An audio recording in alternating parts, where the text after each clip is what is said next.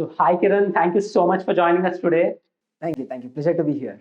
First of all, congratulations on scoring 99.61 percentile in CAT 2020. Thank you. But the actual competition starts from here. Like it's now the competition between the best out of the best. Right.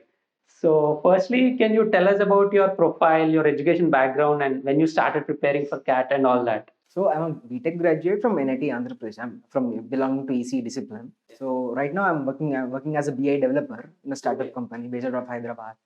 So coming back to the CAT preparation journey, CAT 2020 was my third attempt. 2018 was my first, 2019 was my second. So coming to the preparation strategy, it almost remained the same for all the 3 years. So if you have to share anything, it has to be starting from 2018. 2018, almost in the month of August, I have started my preparation.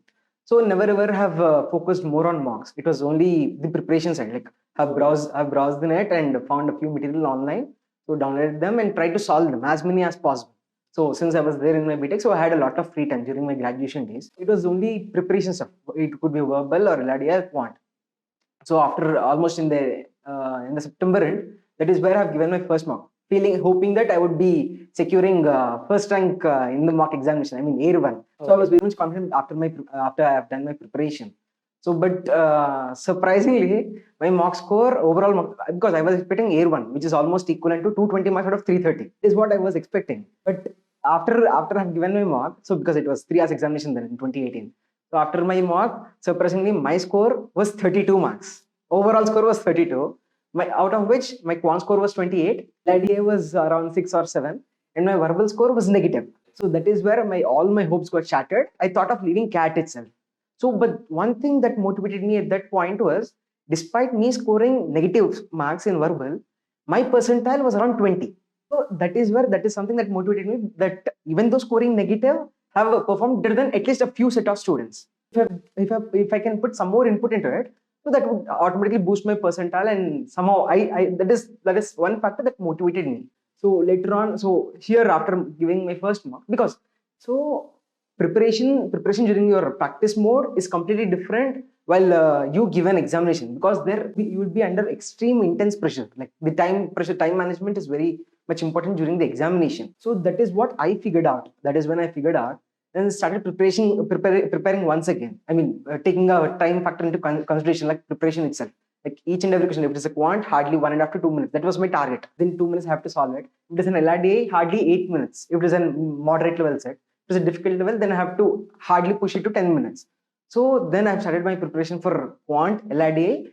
When it comes to the verbal, nothing as such practice, separate material as such, but it was only the mocks which I was giving. Mocks and then analyzing. This was something I've done. So my CAT 2018 percentile was 97.6 percentile. So then later on, I felt no, this is something that I could do more, because I know my potential. So I felt that I could secure more, because it was my verbal was my worst performance on CAT 2018. So I felt I could do more, and I thought of giving another attempt in 2019.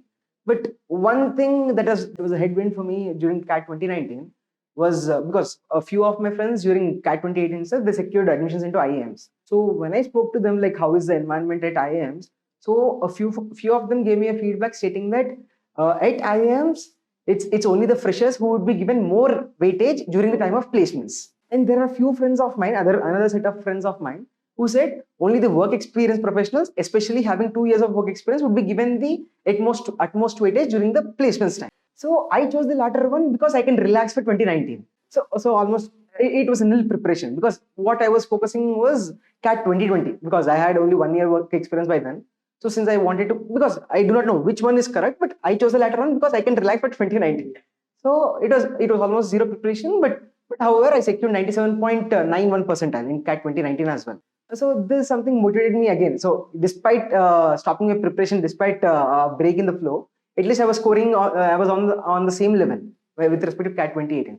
So moving to CAT 2020, it was not as easy as such what I expected, because I have already been giving 2 attempts. I felt CAT 2020 would be easy, a little input, because verbal was my weak area. So I thought of focusing on verbal, but the biggest disadvantage was it was because of Corona. So there are a few family members of mine who were affected and had to stay at the hospital for around 1.5 months. So that was the biggest disadvantage. And again, because of work from home, so had to work for around more than 12 to 14 hours. So almost most of my time got utilized in my work area itself. Since I work for a startup company, our times were flexible. So you're a working professional and you gave CAT 2020 while you were working. So can you tell us how you managed your time? What was your timetable like? Like how was your typical day? Because since I was a working professional, so I had to allocate around 12 to 14 hours because of work from home environment. So I had to allocate around 12 to 14 hours. So that itself utilized most of my day. So, but the positive point was since I as a startup company, we had flexible timings. So what I used to do is work for around 2 to 3 hours. So then take a break. Since it's anyhow this time it's a 2 hours examination, sectional would be around 40 minutes. So I took a break. So after working for 2 to 3 hours, I took a break, give a mock examination, I mean sectional mock, go back to work again. So again, when I take a break once again, come back to the same mock that I have written, and then do the analysis part. So where did I go wrong and what were my mistakes, what were my strength areas here. So that is how I used to do my analysis, especially in 2020. Great. So can you tell us what are the Cracku resources that you used during your preparation? Yeah, sure. I mean, especially the mocks. When it comes to the case of Cracku, I feel Cracku mocks are next to nobody, because especially if you look at the previous trend, especially in the quant. So from the last 7-8 years, I mean, before 2018 era, the quant section was almost on the easier side, because maybe in order to attract non-engineers, it was a little on the easier side. But when you see the trend from 2018, the quant section the level of difficulty of the quant has increased exponentially.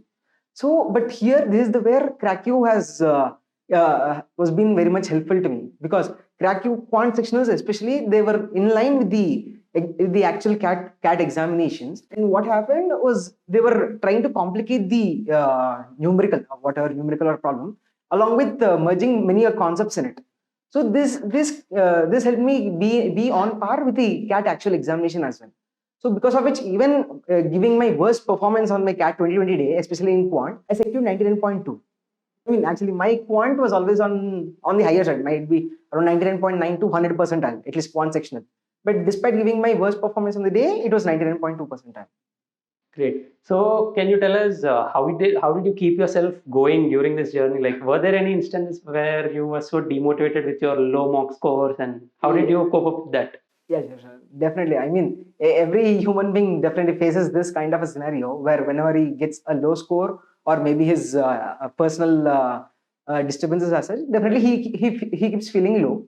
And also the comparison with the other person sitting next to him or preparing next to him definitely demotivates him. So what happened what my motivational factors were, because I had a peer group. There were a set of friends who were preparing along with me. So initially our competition, like our target was to outplay each one of us. So scoring higher than the other person, rather than looking at the first ranker in the mock. Our competition was within ourselves. And then later, apart from this, one more motivational factor was for me was my friends who were preparing for GATE examination. So I, coming from BTech background, majority of my friends started preparing for the GATE examination. So they started poking at me. Why are you going towards CAT? If you had come towards GATE, you would have done your MTech by now. So that was another motivating factor. Just to teach them a lesson that I have chosen the correct path. That itself kept me motivated. Great. So can you tell us what was your strategy that you followed in each section? Let's start with verbal. So as I said, verbal was always the lowest scores were in verbal. So what I have done is, so I kept quant and LRDI aside for some side, because whatever I do, I was always scoring low in verbal. So then I realized, like after a lot of introspection, what I realized is the reason I was scoring low in verbal was I was not doing proper analysis as such after the examination. Because when it comes to the case of LRDA or quant, you can try to sit down and solve it once again. But in the case of verbal, it's not like solving it. You have to read once again, and try to interpret what the author is saying. So that is what I realized, because of not doing proper analysis as such, my verbal scores were always low. And one more thing was, I was always trying to give more number of attempts rather than focusing on accuracy. My focus was always on the number of attempts in the case of verbal. So these are the two things I figured out after a lot of introspection and giving a lot of sectional verbals. So then I tried to completely change the strategy as such. So rather than focusing on the number of attempts, though it was hardly 3 or 4 attempts, I tried to give it with 100% accuracy. And after giving my mock, I tried to analyze it with full research. I mean, what was my perspective and what was the author's perspective, going through the solutions. But here, what I advise is, I advise the candidates to be flexible enough. See, because during my preparation strategy, I always try to focus on the accuracy. I mean, in the later part, when I was coming closer to CAT. So I tried to focus more on the accuracy rather than the number of attempts. But on the D-Day of CAT 2020, the paper was completely different. What I was looking at the paper, what I felt is this is the kind of a paper which would be helping me out if I focus more on the number of attempts rather than accuracy. I mean, not compromising completely on accuracy, but focusing on accuracy, my number of attempts should be high. So then and there itself, I changed my strategy completely on the D-Day. It's definitely a riskier task, but somehow it worked out. Like without compromising on the accuracy, I tried to focus on the number of attempts as well. So because of this, I mean, because of focusing on more on accuracy rather than number of attempts, my accuracy in verbal in 2018 was around 30%. Whereas in the case of CAT 2020, I mean, my accuracy was almost in the range of 80 to 85%. So this is something that worked out for me rather than moving from focusing on number of attempts to focusing on accuracy. Right. So can you tell us about the strategy you followed in other two sections, LRDI and Quant? Yeah, sure. Oh, in the case of LRDI is always a time-consuming one. If you catch hold of one set, I mean, you could be able to solve that particular set, but it might end up taking up more amount of time, maybe 30 minutes or 40 minutes as such, depending on, it varies from individual to individual. So, but if I follow the same kind of strategy, if you stick on for one set, definitely you will miss on the easier sets. So that is where I set up a timeline for myself. So in the initial days, I used to solve it for hours and hours, for minutes and minutes at least. For each set, I used to allocate around 20 to 25 minutes. But later, I used to end up consuming more amount of time. So I changed my strategy in such a way that I used to allocate hardly 3 to 4 minutes for each set. When I used to read the question, if I'm in a position to understand that particular set, what the person is trying to ask me, so I used to go ahead and try to solve the set. If I understand in the first 4 minutes, so I used to give it a try for around 3 to 4 minutes again. So if I'm in a position, if I feel that I'm confident enough that I would be proceeding towards the answer, then I used to go ahead and strictly leave it. Even though if I'm in a position to solve, if I feel that it is taking more time, or else if I'm not confident that I would be ending up with the answer, I used to leave that set and I used to move to the other set, so that I will not be losing on the easier sets. So this is, if at all I finish one cycle of the entire sets available in the paper, I used to come back, because since I have already solved it once and I've read the set already once, so that makes my task easier. So which set should I go back to? So at the end of the paper, if I'm done, you are doing all the sets. Right. So yeah, strategy in Quant. So quant was always my strength. But initially time management was my problem, because it was not that I could not solve any question. Time management was my problem. So because for which I started practicing more number of questions. So I tried to solve the entire book. It almost took around 1 to 1.5 months. So post which almost my speed and accuracy increased to a higher level, because my accuracy in quant was always around 90%. So and my attempts are also on the higher side. Almost 90% attempts it would be 90% attempts with 90% accuracy. So quant was always my strength area. So for time management, I try to set a time limit as in the same case of LRDI. So I try to set a time limit of 1.5 to 2 minutes. If at all, if I'm unable to solve it in 2 minutes, I used to skip the question. Okay, great. So can you tell us what are some of the biggest mistakes you've done during the CAT preparation and how did you learn from them?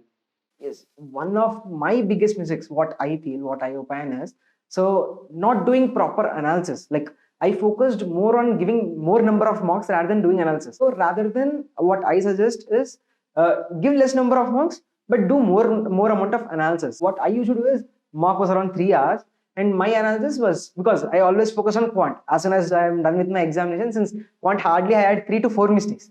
So I used to rush towards quant, check the quant questions, what are the questions that I have gone wrong with. In LRDI, hardly 2 to 3 sets, which are very difficult.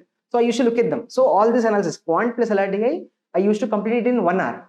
When it comes to the case of verbal, almost had to go through the entire paper once again. So it ends up taking a lot of amount of time, because I had to read the entire RC once again and go through the questions again. So this used to end up taking me for around 2 to 3 hours for each verbal section. So since it was ending, it was consuming more amount of time. So I stopped doing analysis of verbal itself. So that was a backlog for me right from the beginning. So that is one of my biggest mistakes, what I feel. If at all I have done it better, so I would have ended up being in IIMs after 2018 itself. Right. So can you tell us how many mock tests you gave and how many hours you spent on analyzing each mock? I mean, for every year, I mean 2018, 2019, 2020, it's almost around, on an average, 50 marks every year. 50 marks every year, 50 marks. And when it comes to the case of analysis, quant and LRDI, I did it for each and every mock. But when it comes to the case of verbal, I mean, it varies, it fluctuates. So it takes around 2 to 3 hours. So looking at the paper, like after giving the mock, if I feel that this mock, this particular verbal section definitely requires some analysis, I used to do it, else I used to skip it. Right. So, according to you, what was that one most important thing that actually helped you improve your scores? One more thing, definitely I have to say it should be mocks again. I mean, this might be the answer that all around, all across the students would be saying the same answer. It would be mocks, because mocks is something that will help you manage your time as well, along with your practice. Though you know how to solve a particular question, if you feel that it ends up taking more amount of time, you're supposed to skip it. So that is something that mocks help you do it. When you do it in a random basis, definitely time is not a constraint for you. Especially during mocks, time is a factor and you will be under intense pressure. Mocks will help you realize which question to choose and which question to leave. Right. So, finally, do you have any other tips to give the future CAT aspirants? Definitely, many are many. So first thing I was just like, all the students, they need to have a peer group. Like if there are any people who are studying along with them, that itself would be a motivation factor, because seeing it the others, we ourselves will try to motivate ourselves, because since a person sitting next to us is also doing the same, so we try to motivate us. So this one thing, try to have a good peer group who are almost on the same ability. If the other person sitting next to you is of superior ability, definitely you get demotivated, because he would be scoring higher on your marks. And also one thing that one has to realize is your scores initially would be on the lower side, because even my scores were always consolidating in a particular range. If you have to break that particular range, it takes a lot of amount of time. You have to give n number of marks. You have to break out of from that range. Might be initially my initial mark scores were around 30. Okay. So after giving 5 to 6 marks, the 30 became 70. After giving 10 to 15 marks, this 70 became 120. So again 120 to 150. These were the ranges where I got consolidated. So it would be the same same would be the case with everyone. So do not get demotivated looking at your scores. Focus more on the process rather than on the result. So one more thing, last but not least, this is the most important one. I would advise everybody, rather than first before starting preparing for the CAT examination, I would recommend everybody to list down a few points why they are choosing CAT rather than MBA, rather than saying MBA. Why are they choosing CAT examination, or why do they want to give CAT 2021 or CAT 22, whatever it might be. So because of which, like if you do this process, whenever you do get demotivated, you can come back to the same book once again and try to refer why did you start at the first step. Right. So that itself keeps you motivated, and also this also helps you during the interview process. I mean, after your CAT examination, all the things are pretty much sorted when you have that particular book with you. So these are a few things that I want everybody to do. Like these are things I haven't done, so at least I want others to do. Okay, great. So, can you tell us how was it on the exam day? Like, what, did it go as per your strategy? What surprises did CAT throw? Coming back to looking at the strategy on the D-Day, I would be under intense pressure. Like not only me, all the aspirants would be under intense pressure. And for me, because I was focusing on 2 years work experience, so CAT 2020 should be the one. So if I delay it again, it would be delayed by 1 more year. So I was under intense pressure. But if not this time, what would be the consequences? Right. So that itself put a lot of pressure on me. But I tried to stay calm, because I had already experience of writing CAT 2018, 2019. These were the mistakes that I have done previously, because under intense pressure, I tried leaving out the question which were easy itself. During the examinations. So I tried to remove that particular mistake during my CAT 2020. I tried to stay calm. So if it goes in my way, because I have done my work, writing mocks and doing the practice, if it goes in my way, definitely I would, because I was focusing more on the process rather than on the result. So that itself helped me motivate and try to remove the pressure from me. So if at all I can do it, looking at a particular question, if I can do something, I used to go ahead. Else skip and move ahead. So what I was of the opinion that if a particular question was difficult for me, definitely it would be difficult for all the people, all the aspirants. So that itself was enough for me to remove the pressure off. Brilliant. So, thank you so much, Kiran. Thanks for joining us today, and it was great having you here today. Thank you. Thank you so much. Thank you.